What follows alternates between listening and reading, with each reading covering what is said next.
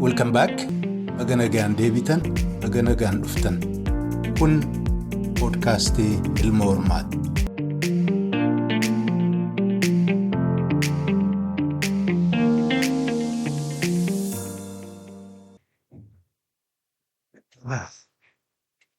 Hayyee kabajamoo hordoftoota poodkaastii Ilma Hormaa, hayyee ilmaan hormaa fi ilmaan namaa hundinuu akkam jirtu? Baga nagaan deebitan, baga nagaan dhuftan yaadda isiniin jedha. Akkamii maaliif jirtu? Kunoo ani torban tokko immoo na haaromsanii jennaan deebi'ee waan ani buufu kana soba koo immoo isiniin qooddachuuf asirratti argameen jira. Egaa torbaniin gaas deebinu nama hedduu of biraa dhabaa jirra. Namni baay'een egaa kontiraata isaa fixatee tokko nu jalaa deemaa jira. Hadhaa ogeenya jennee of hin yaadne gudiidha. Warri nu dhiisee deeme bakka gaheerraa gad as nu laallee nu kolfuun oolu. Ammallee achuma jirtaa namaan jechuun isaanii waan hin oolle na fakkaata. Egaa fedhii keenyaan as hin dhufne. Murtii keenyaanis deemuu kan dandeenyu hin fakkaatu. Isin akkam jirtu?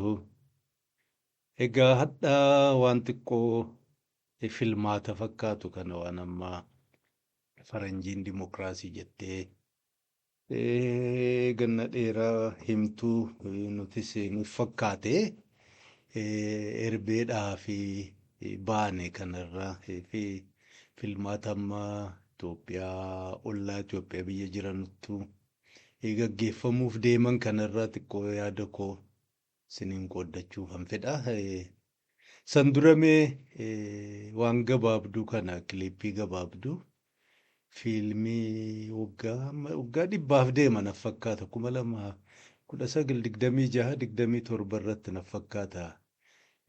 Wanni kun waan gabaarra kan oolee fi warri garii nuyi gaafa awwala laalle sana xiqqoo qalbiinis miilli qalbii ammallee hin jajjabaanne. Haa ta'uutii irra deddeebi'ee lallaaleera yeroo baay'ee waanuma teeknooloojii fakkaatti kun akkuma argitan kanatti warri kun warri ani irraa fiilmiin sun meetiroopooliis jedhama. As biyya Jarmaniitti tolfame gaafa ammaa jalqaba fiilmiinuu qooqa sagalee hin qabne sana jechuudha. Saayilent muuviis. Durii Chaarlii Chaappuliin kana fa'aa laalle akka malee sinimaa keessatti gaggabnee kolfaa baane. Akkuma sanii waan bara sanaati jechuuf hin jedhe sagaleen qaba immoo waan inni deemuuf akkuma bubbulaniin akkuma waa jiruu kana keessatti gamaa gamanaan tuttumamanii xiqqoo waa hubatu jalqabaniin namaa ifti. Haa ta'u fiilmii kanarratti akka argitanutti warri kun warra addunyaa gara gajjallaa jiraatu waan warri fiilmii maashin jedha jechuun maashina sana irratti xiqqaatu guyyaatti sa'a 10 shiiftiidhaan sa'a 24 jechuudha. Dabareedhaan warra dalagu akkuma argitanu mataa gad qabatanii hiriira galanii bakka hojii dhaqu. Bakka hojii kana waan akka maashina kana namuu qooda ofirra naannessaa oola dadhabnaan ni kaan immoo dhufee harkaa fuudha. Isaan egaa addunyaa gara gajjallaa jiraatan jedhamanii addunyaa gara olii immoo warra tujaaraa warra waa qabu akkuma warra biltsiginnaa jechuudha. Iskeelii si xiqqeessaati. Addunyaa of danda'e keessa jiraatu. Addunyaa kana kan tolches mataatti ta'es jira. Qooda fiilmii kana keessatti xiqqaatu nama 4-5 tokkotu ifee mul'ata. Warra biyyattii sana teeknooloojii sana magaalaa sana harkaa qabu tujaaricha saayintistii wayitii ilma isaati. Tokkommoo akkuma warra siyaasaa amantii hiyyeessa irratti warra lallabaa oolu jechuudha. Xiqqaatu abdiitti kennu abdachiisu warra naannoo isaanii sossookan. Egaa mee ilaalaati itti yaadaa waan kana amma siyaasaa biyya baay'eetti keessaa immoo Afrikaa Itoophiyaa sana keessatti warra bulchus warra mormus amma tokko akka hubannetti akka isaan jala deemtuu isaanii akka inni ta'u kan isaan barbaadan akka kana mataa gad qabatee qooqasaa dhokfatee hiriira galee jechuudha. Tokkorraa tokko adda osoo hin baafatiin isaan sadarkaa olaanaa ta'anii oofanii galchanii nama gaarii nama tolaa jedhanii faarsan gabbaree bulu jechuu akkanaa barbaadanii hin argine jiraachuu mala jaarmiyaan miseensota ofii jechuudha xiqqoo mirgatti kennee yaada ofii dhiyeeffatanii hoogganas didanii ammoo jaarmiyaa sana keessatti seerumti hayyamuun jechuudha gaafatanii dhaggeeffatanii qoratanii adda baafatanii miseensummaa isaaniitti fufuu kan hayyamu kan jiru natti hin fakkaatu. Jaarmiyaan siyaasaan guutuunsaa isiin walirraa jiraattu malee total submission gaafatanii biyya guddate jedhamu kanas paartii laayin jedhanii waan paartiin hojjechuu deemu jala fiiguun hin jijjiira ammoo garaagarummaan si xiqqoo bakka namaa kennan keessatti dubbachuu gaafachuu qorachuu amma taateefuu tutture amma sunis dhabamaa jira naf fakkaata egaa isin akkamitti ilaaltu jaarmiyaan siyaasaa akkas ta'uu qaba bakki isin miseensa deeggaraatti taatan kun kanarraan fagoo jira hiriira dhaabbattanii sana alatti achi baatanii haasa'uu mari'atuu gaafatuu hiriyaa ta'uu yaada garaagaraa gara gaggalchuu mirgatti qabdanii yookaan immoo kan biraa jaarmiyaa biraa keessa ka jiru biyya keessa ala keessa ka jiru jechuudha. Ka argita warri mirga kana qaban jaarmiyaa akkasii jala deeman argitaniittu mootummaa ta'u bilchiginnaa jala warri deemu bakka barbaadetti akka dubbatee yaaduu fi dhiyeessee kubur paartiilii qaban barma maal jettan isaan sana qeeqee akka amma mana hidhaa seene ministeera ka ture bilchiginnaa kana Oromoo keessatti miila siigan dhaabe taayyee danda'a kana fa'a yaaduu fi ibsatanii jechuudha. Hadhaa ta'ullee biyya sana keessatti nagaan jiraachuu danda'ani seeraanuu manuma seeraa dhiyaachuu hin danda'ama kan biraa dhiisaati. Sirna akkas jira paartii akkas jira bulchiinsa akkas jira hoggana akkas jira kan gabbaree faarsee waaqatti ol kaasee jiraatus numa jiraamti biyya akkan jiraa kana keessatti hiriira akkanaatiin jiraachuun jiramoo hin jiru akkuma itti yaaddan isin gaafadha maaliif hadha waan filmaataa waan dimookiraasii jedhu irraa xiqqoo yaada isiniin qooddachuu waan deemu kana gaa isinii fandhiisa. Turban kana waan haaraa wanti dhadhagahame kanan isiniin qooddadhe yoo jiraate asii Awurooppaadhuma jedhaniin Turkii kana gaafa barbaadanis Aasiyaatti achi dhiibu jaarmiyaan siyaasaa kan Sumaalee tokko ijaaramte jedhani maaliif oduu goote yoonaan jedhani kan duuba taa'ee ijaarrate jedhamu allicha akkuma amma iinsaa intelligensii isaanii Fahad Yaasiin jedhamutu isatti ijaarrate jedhani. Egaa biyya hiyyeettii keessatti gaafa warri intelligensii waa ijaare jedhannu isaaniin duuba immoo orma jira jechuudha meeshaa akkuma ammaa bilchiginnaa jechuudha. Bilchiginnaa ormatti ijaarrate jechuun OPDO fi maarree walitti eenyu bocanii miseensaa jedhanii malee ajendaan sana paartiin sun wanti hundinuu bakka biraatii tolfamee dhufee akkasiin uffatanii kan biraas jechuudha sanuma fakkaata. Union for National Dignity yookaan UND jedhanii ijaarratan egaa ammaaf Fahad mataas miti nama biraachi kakkaayyate warra amma Puntland fa'a. Garan itti deemu garguuf jiran ollaadha wanta achi dhalatu dorgommee amma Afrikaa kanatti egaa akkuma looniiti kan laalamu biyyi. Kanaaf namuu Turkiinis ammoo fi warri Imiraatiin duuba warri jirus warri Chaayinaas warri kaanis egaa warra bocatuuf namuu warruma Afrikaatu of quban qabna malee ormi Afrikaa kana bakka irraa ciratu ta'uu beekeera. Tokko kana inni kan biraa warri amma Eritrean Blue Revolution jedhamanii bebbeekaman as Awurooppaa fi Ameerikaa keessatti hoyyanu biyya keessattis Itoophiyaa keessatti waa ijaarratan jedhamanii himamu. Egaa konfiraansii guddaa qopheeffanneerra jedhanii sabtii boorii jechuudha 15tti gaggeeffama jedhanii labsaa jiranii. Shaggaratti ta'a. Egaa 21st century fagoo deemneerra jedhamee yaadamus ammallee Horn of Afrikaan bakkuma durii jirti. Eritiriyaan waan Itoophiyaa, waan Somaalee, waan Maarree, waan Sudaan keessa harkan baafattu, Sudaan waan Itoophiyaa, waan Eritiriyaa keessa harkan baafattu, Itoophiyaan akkasuma biyya jechuun sadarkaa nama rakkisu waan dabre irraa baratuun illee ammallee hin danda'amne.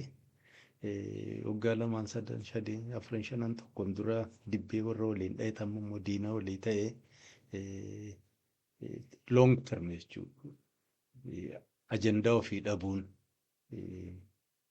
sovereignty biyya of danda'e biyya kiyya jedhanii bulchan dhabuun jechuudha. Ajandaa alaa bakka biraarraa dhufu sanuma gaggeessuun egaa yeroo yeroodhaan saayibimmoo waan jijjiirama hiyyeessa kana namuu akkuma qoraanii ibidda darbee xiqqoo of ho'isa jechuudha.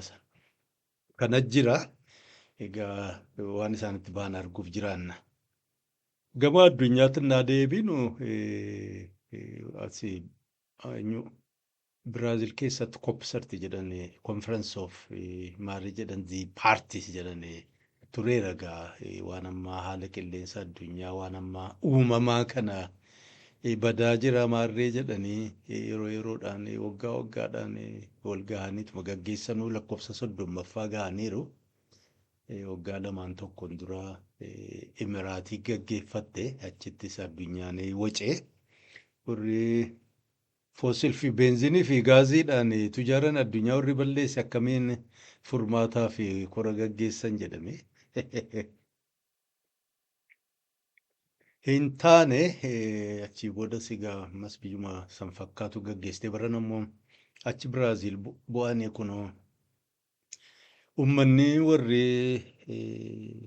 biyya indigenous warri ta'e achuma South America warri jiru morma jechuudha. Waanuma amma gaggeeffamaa jiru kun martinuu irraa nuyi qooda keessaa hin qabnu marii keenyaan hin gaggeeffamne biyya keenya aadaa keenya uumama nuyi waliin ganna dheeraa kumaatama waliin jiraanne kana warri diigaa jiru warri balleessaa jiru warri jiruu keenya jeeqaa jiru walgahii gaggeessanii kanaaf karaa miti jechuun mormuudhaaf qophii ofii addatti jechuudha. Kun viidiyoo argitan yaa kumaammaa jedhanii yookaan filootiilaa markaba xixiqqaadhaan biyya Ikwaador irraa jechuun gaafa ammaa 1540 keessatti warri faranjii dhaqee achirraa eegalee laga ammaa Amaazoon jedhamu kana keessa jalqabarraa kaasee ammuma bahara kaanitti bahuun kan irra deeme bara sanaa fi bakka sana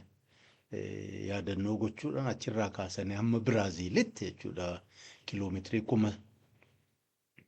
3,000 lagarra deemanii bakka gahanitti warra indigenous garaagaraa ta'e kunoo viidiyoo isaanii irratti argitanii fuula isaanii gosa garaagaraa bakka garaagaraa baay'ee mormii dhiyeessaa jiranii ammoo walgahii kana irratti xiqqaatu delegates bakka bu'oota 50,000 wayii ta'utu irratti argame jedhamee himama. Torban kana eegalame warra Biraazil irraa qooda fudhatanuun alatti addunyaa kanarraa guuramee deemee gayyeessii namni dhaggeeffatu hin jiru. Warri achirratti argame expert maarree jedhamu namni isaan yuunivarsiitii isaan riisarchii isaan gaggeessan biyya baay'eetti warri maallaqa kafaluu fi warruma waa baballeessu kana warruma tujaara qabu warruma uumama balleessaa jiru kana. Fakkeessuudhuma ta'e wanti kun environmental issuun dhugaarraa achi fagaata. Inumaa kaleessa modeen gaddaa warri mormitoota jechuudha indigenous warruma ta'ee fi warri isaan gaggeessan walgahii kanarraa kursii kanarratti argamuu qabna qoonni keenya dhaga'amuu qaba seenuu qabna jennaan dhoowwanii jennaan cabsanii seenanii viidiyoo isaas irratti dhiyeessu violence waan ta'eef yuutuubiin yaa'iin natti kaasuu dandeessi ammoo barbaaddanii ilaaluu dandeessa cabsanii seenanii poolisii wajjin wal tumanii achirraa ari'anii sadarkaa kanarra jira homaa walgahiin gaggeeffamaa oolus hiyyeessaa wanti ni gargaara hin jiru ammoo gaa warri uummanni jechuudha amma Amazon Forest eenyuunsaa baddaa bosonni isaa sila addunyaaf somba addunyaati jedhamee dachii kanarraa waan qilleensa hamaa kana isatti fudhatee nu qulleessee akka jiraannu nu gargaara warri jedha himatu kun warri biyya ammoo warra achi jiraatu immoo kunoo mootummaan muka kana ciree fixee gaazii ammallee achi qotaa jira nu buqqisuu jirani jiruu keenya nurraa dhoowwuu jirani.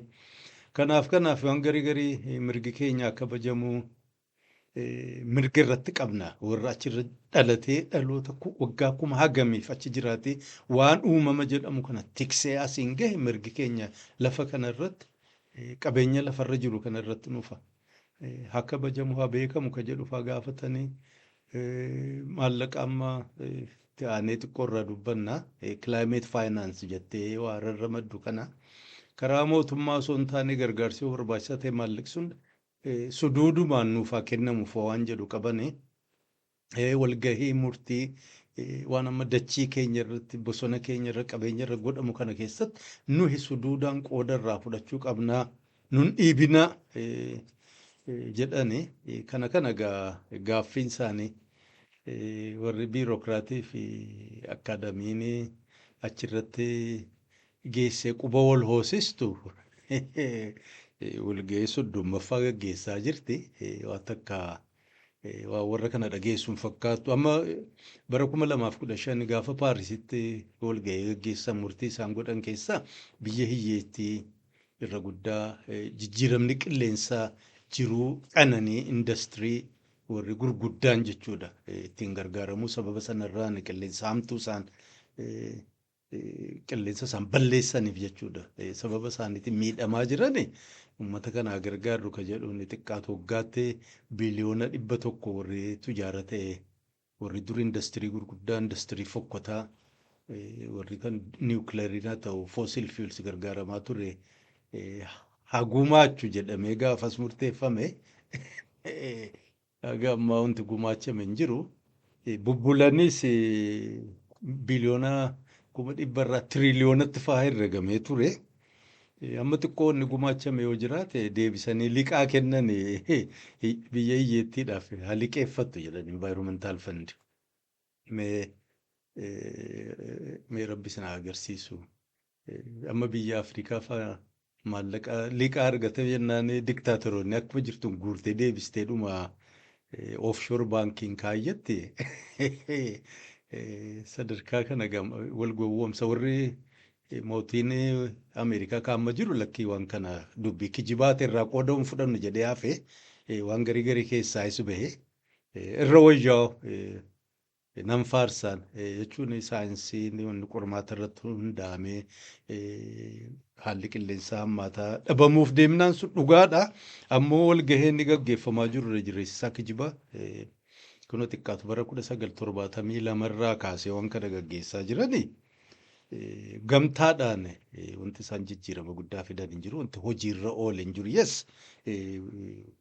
Guruppiin garaagaraa akka chaayinaa fakkaattu waggaa 20-30 duratu laalle biyya isaanii qilleensi isaanii magaalaan isaanii gurguddaan kun akkuma jiruun aarriif fixaanii ture amma saayinsii fi teekinooloojii beekumsa isaaniitiin ituu wacan guddisiin wayyeessanii jiranii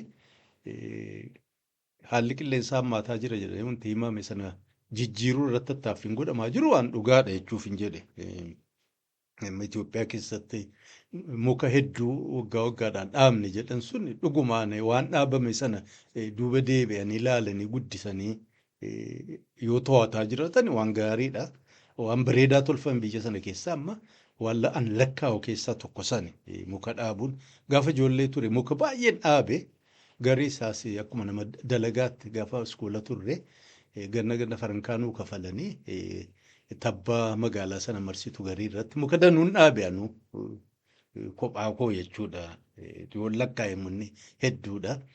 Akka zamachaas jedhamee mukni dhaabamaa ture egaa hammamtu jira hin jiru hin beeku. Waan gaariidha jechuuf hin jedhe ni jijjiira akkasiis.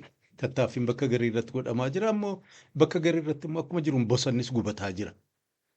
Egaa wal cinaa deemti warri bu'aa ofii ilaallatu warri maallaqa barbaadu haajaa irraa hin qabu.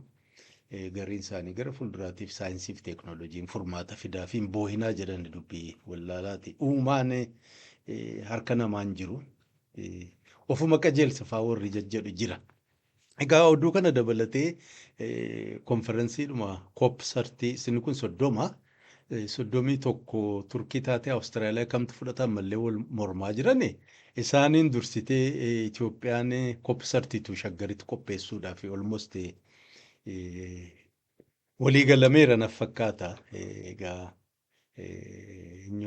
indaraaseen kan ofii 29 eenyu bara 2023 kan ofii biyya ofii miraatiitti qopheessaniiru akka jiruun ajandaa jijjiiruu danda'an waan amma fossil fuels waan gaazii naafxaa beenzina fakkaatu kanarraa waan bahu akka ittiin jabaanne tattaaffii godhanii ofirraa maqsaniiru.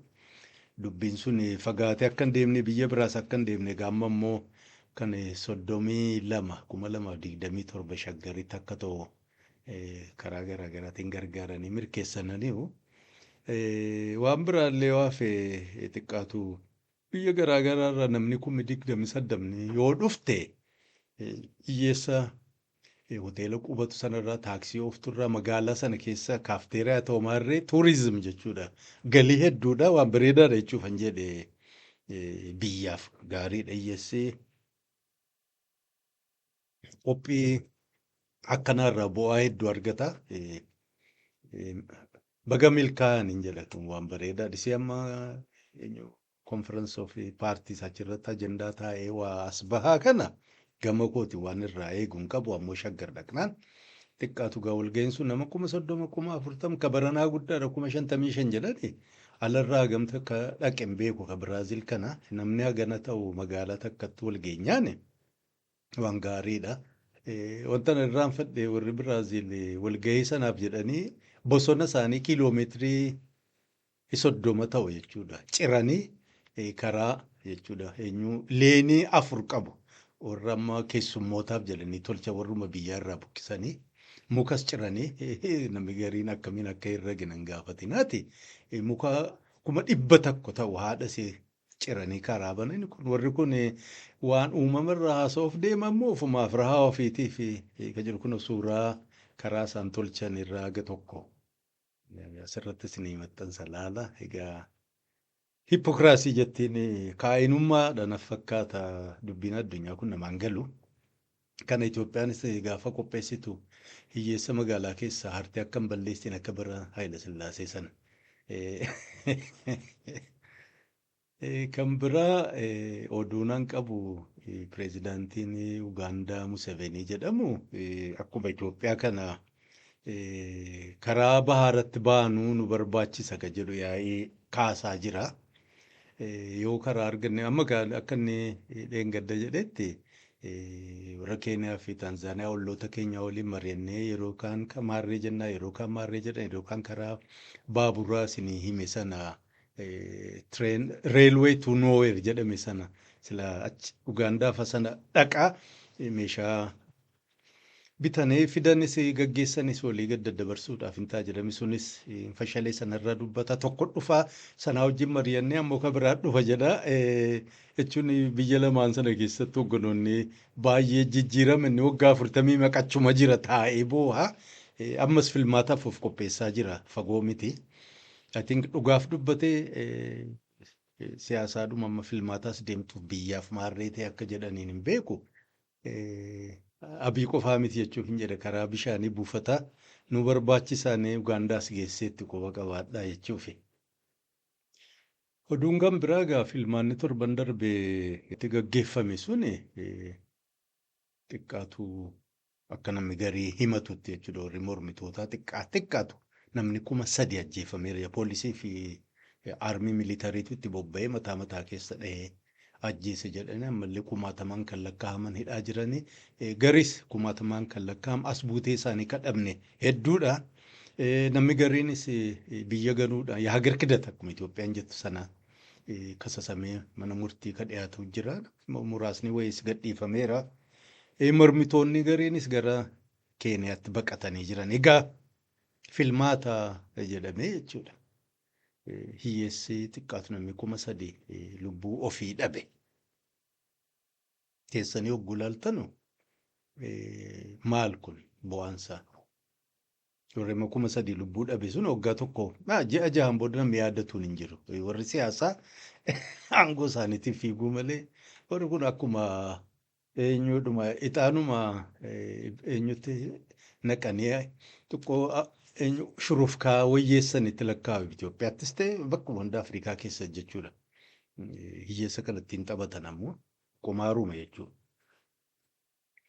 Hiyyeessis aarii fi miiraan kaatee biddatti of darbuu malee wanni kun maal fiduu danda'a? Tattaaffii nu goonu kun jaarmiyaan jira, gurmuun jira, karoorri jira, galiin jira.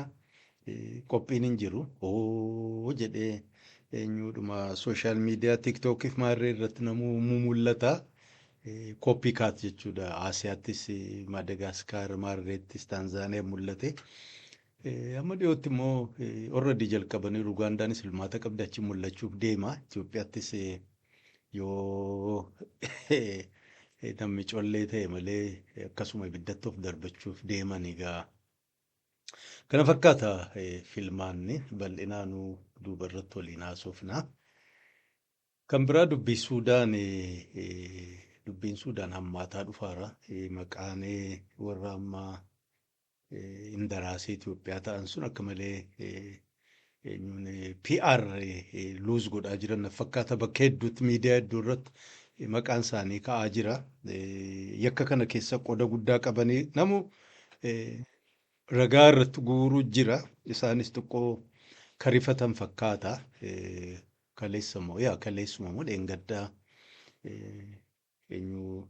Idris Maarree jedhaniin pireezidaantii warra Chaadii sana biyya ofitti yaamanii piroojeektii guddinaa viizhin 2030 qabdanii fi biiliyoona 20 ikonomik investisin irratti goona jedhanii oduudhaaf jechuudha. Miidiyaa irratti akka guddatuu fi laalaa warri Imiraatii kun Afrikaa keessatti akka malee jireenya diinagdee isaanii guddisuudhaaf maallaqa hagana ka'u invest godhaa jedhan akka himamu amala isaaniitti bakka itti waa balleessanii gargaarsa maarree gochuun beekamaadha. Egaa kana fakkaata dubbiin Abuu Luulluu sun gurbaa viidiyoo maree nama ajjeesaa ture jechuudha. Ofiisa afaan isaatiin nama 2,000 ajjeeseera ka jedhe sana hidhaa ba'uusaa dheengadda torban darbisin himeen ture. Sababa isaa dhiyoo kan akka himaa jiranitti warri gosa isaa jechuudha gabba'anii dagaaloo gaafatan ijoollee keenya si waliin dhaabbatanii nyaapha keenya warra nurraa gabaabse kan akkamiin hidhaa naqxe akkamiin immoo yakkamaa gootaanii kanaaf yoo waan kana ofirraa dhaabde malee gosti keenya si waliin hin jirtu akkamiin warra akka ammaa zagaawaa kana akka ammaa maal jedhani turaamoman gosa fuur jedhame yaa furuu fi tunjuraa jedhamu kan isaan du'anii fi gurraaleen Afrikaa dhumattee fi akkamiin ijoollee keenya saaxilta jedhanii jennaan. Lakkisaa jedhee badiin kan isaaniiti maaliif hammeenyi hojjetan kana viidiyoodhaan maranii maaliif lallabanii maaliif mataa gad qabatanii waan hojjenne jedhee egaa gosti itti jitee jennaan ijoollee keenya gadhiis jedhanii gadhiifamanii jiran dubbiin gosaa bareedaadha. Haaqni gosarran darbitu daangaa sana keessa deemti kana fakkaata. Boriftaan immoo kan biraa isaan irratti gaara bobba'u immoo isaan boo'uuf jiraatan jechuufan jedhe. Kan biraa gabaasa naannoo amma Hornoof Afrikaa Itoophiyaadhuma jechuudha. Nama karaa biraa miti biyyarraa hiyyummaa qofaa miti hojii dhabuurraan haalli qilleensa jijjiiramee abaar wanti nyaatan wanti dhugan itti jiraatan dhabamnaan biyya ofii gadhiisaa deemaa jiru kun waggaa waggaan guddataa deemaa jira jedhanii himanii warrumaa IOM'tti gabaasa irra jireessisi garuu karaa Yemaniin biyya Arabaa kanatti warra baqatan qofa keessaa filanii jechuudha. Gabaasa isaanii himan keessaa xiqqaatu 195 ta'u namummaa Itoophiyaati. 2023 toora 400 ka ta'u biyya ofiirraa baqatee karaa nama Somaalee fi Jibuttiidhaan jireessisa Jibuttiidha. 2023 sun 400 2024 immoo toora 450 walakkaa miiliyoonaa jechuun dandeessanii biyyarraa baqatee barana jaanuwarii irraa amma juun jaha keessatti xiqqaatu nammee toora 2030 kan ta'u biyya ofii gadhiisee karaa sana deemee jira. Egaa sadarkaa kanarra jirama laafaa miti kun jechuun amma abaluutu waan kana gochuu dadhabee abaluutu sana godheen rakkisaadha. Walumaa galattuu haalli jireenyaa yeroodhaan hammaataa jira. Biyya keessatti immoo hafee karaa dhabee riisoorsiidhuma achirraan ittiin bahu kan rakkataa jiru lakkoofsi isaa guddataa deemaa jira. Kana gaa hubatuun inni mootummaarra jiru inni mootummaa falmus furmaata barbaaduun dirqama ta'a jechuudha. Halkanii guyyaa biyya achiin bahee biyya asiin bahee himanii fi furmaata ta'uu hin danda'u. Takka immoo viidiyoodhuma maree akkuma biltsiginnaan gootu piroojeektiidhuma tokko lama sadii ofii hojjetan sana qofa halkanii guyyaa agarsiisuun magaalaan bareedeef gaariidha. Karaan toleef gaariidha garuu dinagdee guddaan fidu. Siidhuma wanti xiqqoo sarviis seektar ol kaasa malee loong term ikonomik developmentiin agarsiisu industirii gurguddaa namaan ta'u maanufaaktcharing namaan ta'u moodern agriikaalchar namaan ta'u rakkoo kana keessa akkamiin bahaa yeroo ammaa kana hedduu rakkisaadha. Durri waggaa 20-30 duraa gaafa warri tujaaraa warri kaampaanii qabu Ameerikaa fi Awurooppaa kanarraa biyya amma durri kooministii turteerraa warra East Europe kaan immoo garuma Aasiyaa kana maanufaaktcharing deemanii humnis rakkasa waan tureef namnis hojii harkaa kanaan jajjabaadha. Achitti waan oomishatanii biyya ofii gurguraa turan inni sun amma bifa hedduutiin jijjiiramaa jirra. Warri Awurooppaa ofii isaaniitti hojii dhabaniiru teeknooloojiinis guddateera. Maanufaaktcharing as dhiyaataa jira ofittuu jechuudha. Kanaaf biyya amma Itoophiyaa kanarraa gara Awurooppaa fi Ameerikaa waa maanufaaktchar godhanii gara fuulduraatti jechuudha. Hojii nama hojii dhabaa kana ofitti harkisuu danda'u warshaalee industirii akkamii ijaaruun akka danda'amu laafaan fakkaatu. Egaa arguuf deemna akkatti furmaata kana argatuuf deemanu. Namoota filmaata itti aanee haasofna sana keessatti waa isin gagaafachuuf deema. Walumaa galatti filmaanni Itoophiyaa, Keeniyaa, Saawus Sudaan, Jibuttii kana gaggeeffamuuf deema gaa. Waggaa dhufuu fi katti aanutti kan duraa biyya ammaa Ugaandaatti. Isan dura kan isin gaafadhu amma mootolii Ugaandaa, Ruwaandaa, Qaallichammaa warra Daarfur yookaan Suudaan jiraa kana Itoophiyaa ammas Qaallitti Taanzaaniyaa, Keeniyaa walitti dabartanii ilaaltan Museveenii kana Kaagameen kan warra Ruwaandaati, Wiliyaam Ruutoon kan warra Keeniyaati, Dagaaloon warra ammaa RF Rapid Support Force warra Daarfurii. Abii kan Itoophiyaati.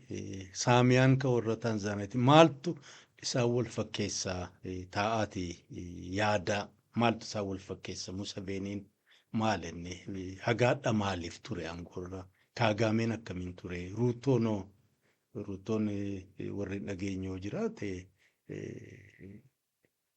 yakkaan jechuudha ICCtti dhiyaatee deddeebi'aa turetu pireezidaantiin ta'een duraa'u. Jechuudha ganna dheeraaf san duras gaafa amma dardara ture paartii kaanu jedhan keessatti yuuz liigii warra amma dardara sanatti mataa ta'e waan hedduu hojjete himamaa ture. Marti isaanii Abiyyi sababa lolaa Tigraay sanaan sansalanni itti kaa'amee jira. Museveeniin beekamaadha. Inni Kaagameen ilma namaa fixe jedhamee ganna dheeraa himamaa jira. Kun martinuu aangoorra jiranii martinuu dhiigata harka jira. Kaan mana murtii dhiyaatee sababa gahaa hin taane akka Ruutoo fa'arraa hafane ammoo haa taatuu fi sansalanni sun itti jira. Qallittiin biyya mana gahaa turte akkuma Taanzaaniyaa dubbiin gosa Amaarreen illee keessan turre suni kunoo isiin ofii ajajdee warri kaan duubaa jiran hammeenya kana dalaganii hin beeku. Maqaa isiitti dhigaamma namni xiqqaatu 3,000 biyya sana ta'ee hin beeku. Dhumatee dhiigni harka jira.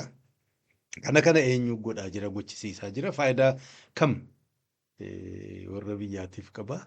Warra immoo biyyaan taane namoota akkasii kana maaliif jaallatan mararfatanii waan akkanaa maaliif tolchanii gaa sintarguuf deema. Ugaandaan jaanuwarii waggaa haaraa kanatti walakkeessaa irratti filmaata jira. Ganna dheeraadhaaf qaallichi basii geemo maal jedhan ganna dheeraadhaaf tattaaffataa ture hidhamaa areemaa haakimuma Museveenii ture waliin bosanas turanii isatti gaa jalqabuma 2001 irraa kaasee dura dhaabbataa ture 2000 amma 2025 waggaa 25 tura jechuudha. Museveeniin ammallee aangoorra jira. Kaagameen isaa nama isa dura dhaabbatee fi dhaabbachuu danda'u marra lafarraa fixee jira. Inni haga albuunni Koongoo jirutti waan ta'u karaa isaatiin warri waa gochuu barbaadu godhaa ture ittiin gargaaramanii Afrikaan akkasiiti. Aangoorra jira innis. Egaa amma Museveenii dura dhaabbatan Besigeenfaa jaarbayaa ijaaranii jechuun gurbaa amma Boobii Waayin jedhan isatu olii gad deemaa jira. Egaa rabshaan taa'uuf deema tokko jalqabamteetti kaampeenii godhanii torban darbee deeggartoota isaa magaalaa baadiyyaa keessatti tumaa turan kan Boobii kana. Innis haada wayitirra jira. Warra Afrikaa kana cirataa tureetti inni jiyoo qabaa. Isas isaan dura naannessa jedhani homaa biyyaaf wanti inni fayyadu tokko jiru natti fakkaatu. Somaaleenis seera haaraa tumatte jechuudha. Yuunivarsiitii safaree namni hundinuu qooqa tokko haa kennatu. Sii kanaan dura gosaan kootaadha waliin qoodan sunaafu jedhanii egaa. Isaanis 2026 kana keessatti filmaata gaggeessuuf deemanii filmaanni sun nagaan dhumamu ammallee lola haaraatti bana. Gaa ollaadha lolli achitti rabshaan achi ka'ee yookaan nageenya achi jiru nama naannoo Horn of Afrikaa Itoophiyaa sanas dhiibbaa gaarii saamtuu sirraa qabaata quba qabaadha jechuuf hin jedhe gurra qeensaatti dhaggeeffadha.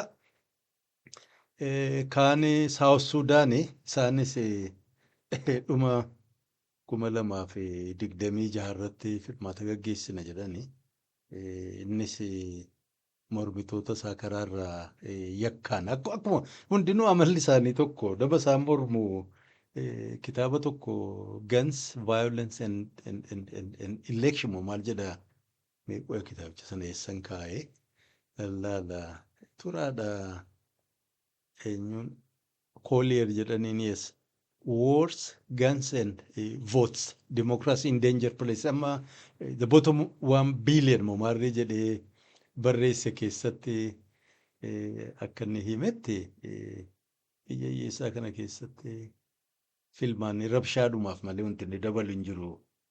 Egaa yakka sababni isaanii mormitu kijibuu waan kanaan warra immoo isaan mormu nurra aanan jedhanii sodaatan kammoo eenyuudhuma hagar makdaat moo treason.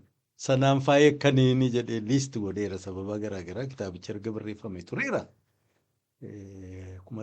2011 hadda waggaa meeqa akka zabana ammaa kanatti wanni waggaa 3 dura barreeffame hundinuu dullacha. Akka sana egaa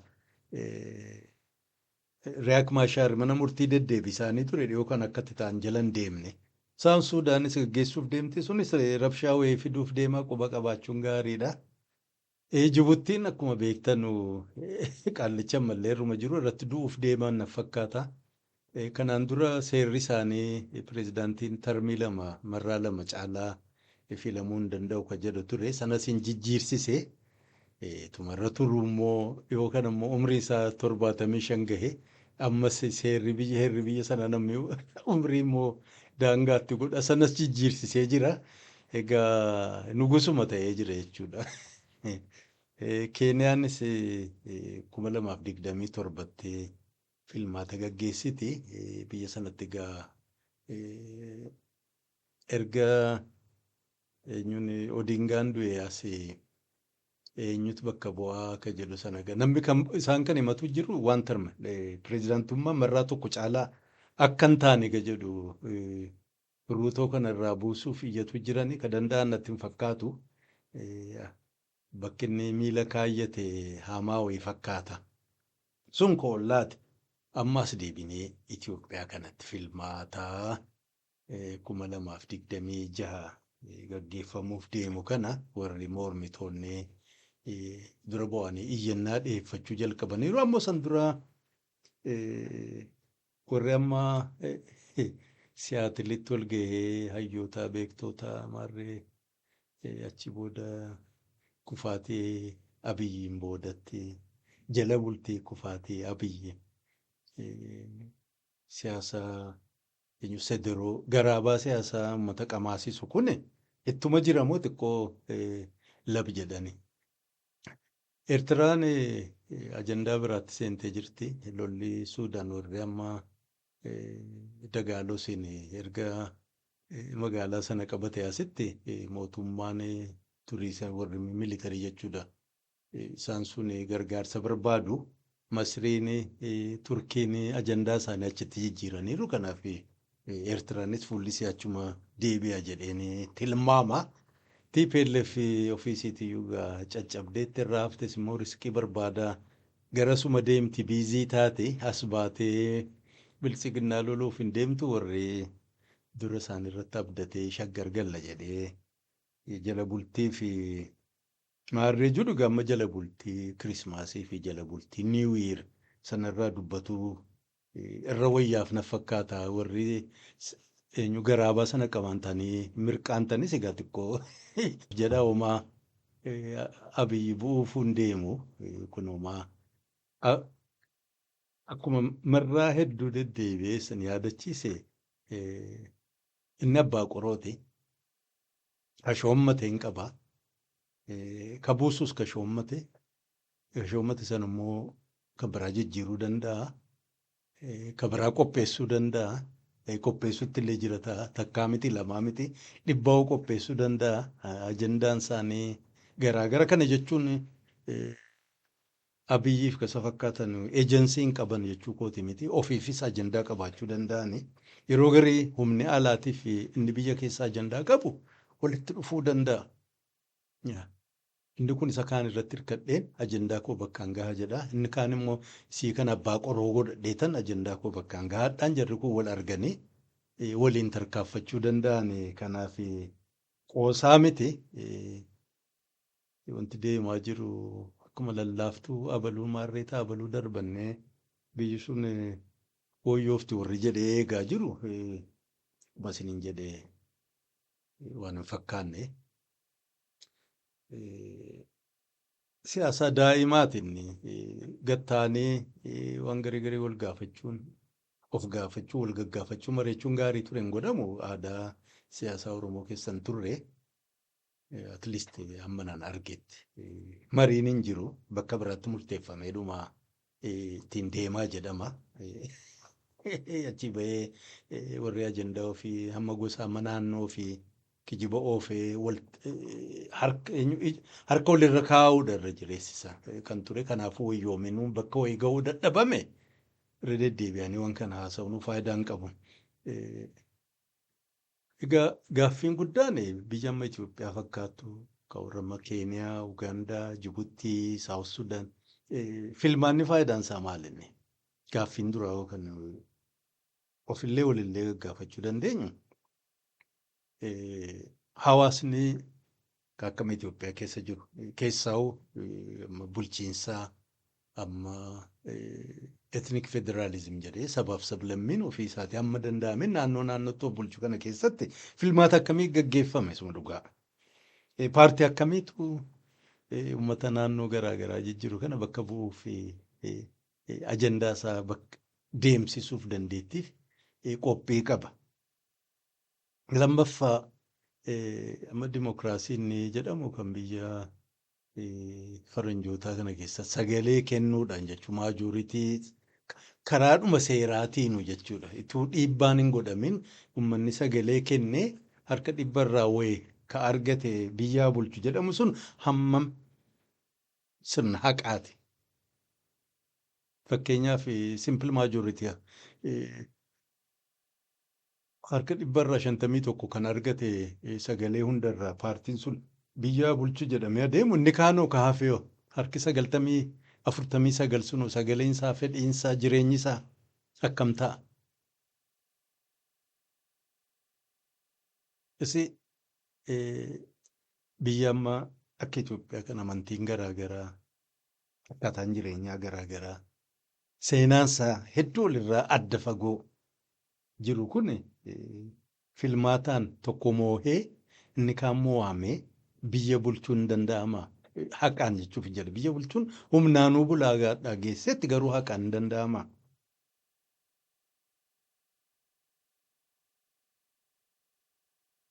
Karaan biraa yaadameera amma warri paartii siyaasaa warri mormuu warri aangoo barbaadu kun alternatiif akkaataa biyyatti bulchansan dhiyeessaa jiranii. Konsensus amma warri aadaan bulu biyyattii sana keessatti xiqqaatu harkee 50 kan ta'u aadaa garaa garaatiin warra bulu. Iddiriin isaa ta'u qubii jedhiini afooshaa qiree uummata akkanaan jiraatu kana keessatti paartii ijaartee lallabdee sagaleen darbame uummanni isa kamtu immoo gattaa'ee yaadee ajandaa paartii sana laalee anaaf faayidaa naa qaba biyyaaf faayidaa nuu qaba jedhee waggaa 10 waggaa 15 hadhaa yoo abaluu yookaan paartii kanaan file nuti fille firma waan gaariitti baana jedhee kan filatu uummata sana keessaa dhibbantaa keessaa harka meeqa jettanii kasii yaadan isa kamtu taa'ee sagantaa paartii sana qoratee hogganoota paartii sana qoratee wayirra gahuu danda'a jettanii yaaddu. Kan biraa dhiisiiti bifuma amma jirruunu nama hagame amma yuunivarsiitii hedduutu biyya sana keessa banamee jira. Nama hedduu baratee sooshaal miidiyaa kana irratti na argitan nama hedduu taayitilii garaa garaa inumaayyuu aadaa ta'e sooshaal miidiyaa irratti namni koomentii ofii naa kennuyyuu eenyuu keessatti PhD faa jedhanii barreessan soofanii Facebook yookaan maarri irratti abaluu jette Abiyyi Ahmed jedhee namni baay'een achi keessatti immoo biraakeet eenyuu paarentesis keessatti PhD jedhee barreessa. Yaada dhuunfaa dhiyeessa jechuudha. Namoota akka gariin isaanii hayyuu beekota fa'aa ofiin jedhanii warra waamaman sadarkaa kanarra jirra.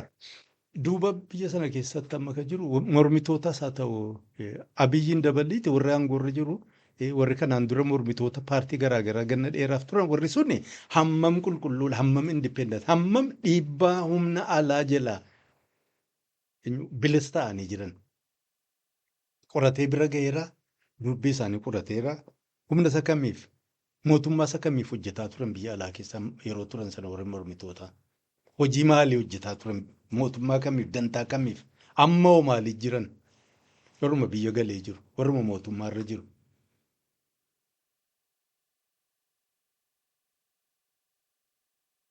Kana qorachuun maaliif fayyada biyyuma sanaa biyyi sun ofiisiitii sovereignty olaantummaan qabdii biyyi sun. Gaaffii kana deebisuufi bara. Biyya olaantummaa ofii hin qabne keessa filmaatama eenyuuf gaggeessame? Biyya ajandaansii bakka biraatii tolfamee dhufuuf biyya hogganni biyya siitiif ta'u bakka biraatii qopheeffamee itti dhufu biyya influensorri gochuu danda'u biyya biraatiitti qophaa'ee dhufu filmaata maalii gaggeessan?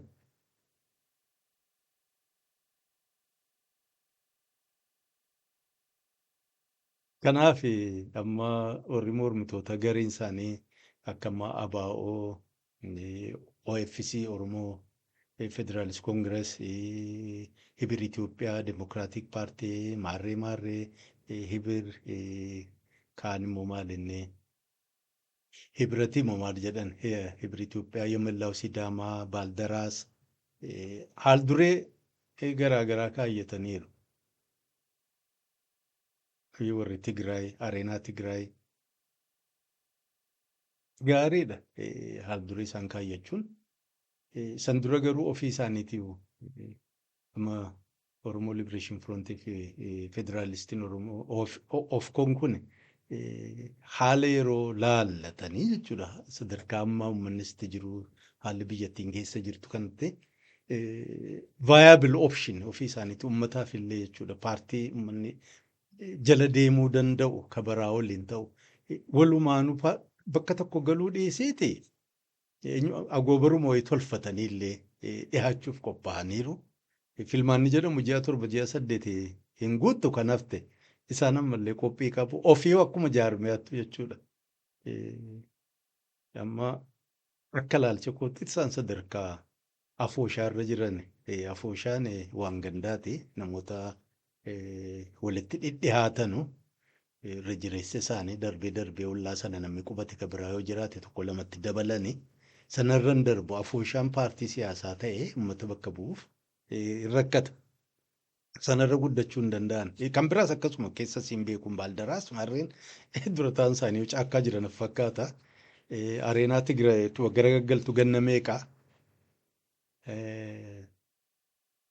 Mootummaan kana godhee mootummaan kana godhu karaan dimokiraatii ta'u miidiyaa maarreen nuufaa bal'atudha. Ispeesiin sun gaariidha gaaffiin isaanii garuu ofii yoo qophaa'aniiru.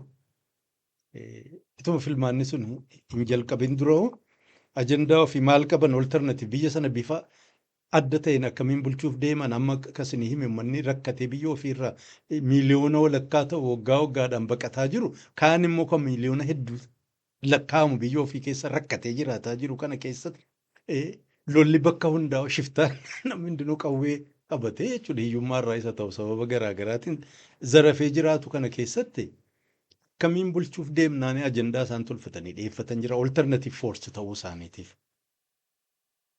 Biyyi sun jechuudha independent of danda'e sovereign biyya ta'uu isii mirkaneeffataniiru. Itti dhiisanii warra biiliyoonaan lakkaa'amu invest godhaa jiru ajandaa dheeraa biyya sanaaf qabu warri kun sosso'anii akka nama ta'an akka isaan biyya sana bulchan itti dhiisanii moo isaan kunis ashkarummaaf dorgomaa jiran.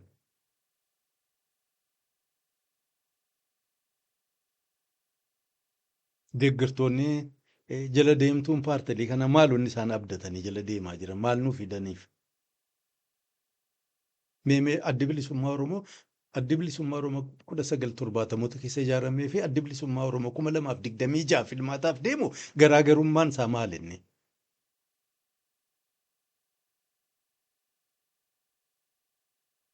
Ajandaan bara 2026 addunyaan bakka itti jirtu biyyi sun sadarkaan itti ga'een jechuudha. Naannoon sun bakka itti jiruun wal fakkaatu maal qopheeffatee jira.